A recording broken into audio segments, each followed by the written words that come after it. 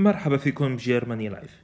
راح أقدم حلقات لأخبار عن ألمانيا بشكل دوري، بتحكي عن كل شيء بيصير بألمانيا، بيخص اللاجئين، بيخصنا، بيفيدنا وبهاي الشغلات، للواحد يكون عنده فكرة لما يجي على ألمانيا شو الوضع حاليا، كيف الرياكشن، كيف هيك شغلات.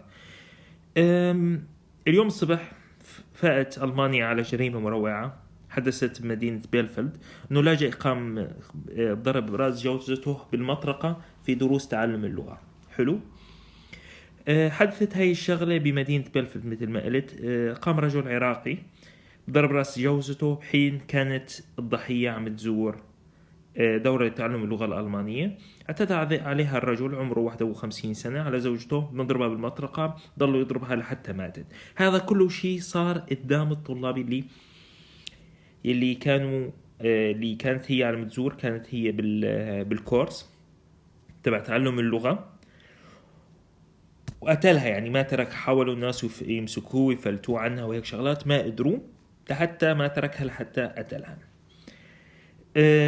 السبب من خلال انه اجى عشرات المحققين بين انه في خلافات اسريه بيناتهم، اللي ادى انه هو فكر الزوج، ما شاء الله عليه، فكر تريث عدل المية يمكن، وبعدين قال خلاص انا بدي اروح اقتلها بدون سبب، بدون اي تعليق منه، بدون اي ذكر اي سبب منه. غريب هالشيء. انشغلت كل اللجنة التحقيق بدون يعرفوا شو السبب، ما هو راضي يحكي السبب. المهم قتلها وماتت المرأة. نفس هذا الشيء صار قبل شهرين. شخص قام بضرب، مو بضرب جوزته، شخص كان عازم رفقاته، طلب من مرته تساوي له شاي بسرعة، أعطاها بنتورة إنه هو زلمة أو هيك شغلات. إجت رفضت له الطلب. حلو. إجا مسك، عنده كانوا 3 أولاد، أولاده هن، زت له 3 أولاد من الشباك. أول ولدين ماتوا على الأرض، الثالث إجا على الاثنين الجثث اللي ماتوا، صابته بعض الكسور بس عاش. أوكي. هاي صارت. تعليقي على هالموضوع انه ببساطة نحن مجتمع رجعي، ببساطة نحن مجتمع بحب التملك، بحب انه يبسط سيطرته على المخلوق اللي اضعف منه. حلو.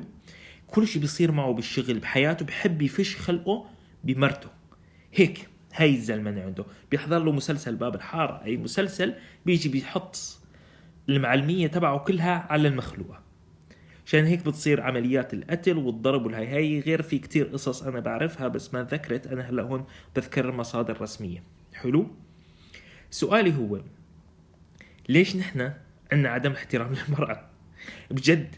يعني لما تشوف واحدة أو هيك عنده هيك، يعني عنا مثل إنه كأنه هي فئة ثالثة. حلو. شيء غريب ومفاجئ لأعمالنا بدون إنه قتل، يعني خلص انتهت. كان عنا كمان في قانون بسوريا اسمه جريمة الشرف، إنه إذا نامت مع شخص إنه بحق لك تقتلها، لأنه أنت ما شاء الله ربى لتأخذ روحها أنت ما بدك. أنا بشوف إنه المجتمع اللي تربينا فيه غلط، أساسه غلط. حلو. أنت مانك مخول تأخذ روح أي شخص، لأنك أنت مانك رب وتقتل وتتصرف على الهمجية تبعك وتطلع منها. هاي الحادثة اللي صارت كتير كتير كتير ثارت استياء الألمان، إنه شلون واحد بضرب مرته بمطرقة وهي مو معه بالبيت، هي كانت بالكورس. اكتب تعليقك عن هذا الموضوع. إلى اللقاء.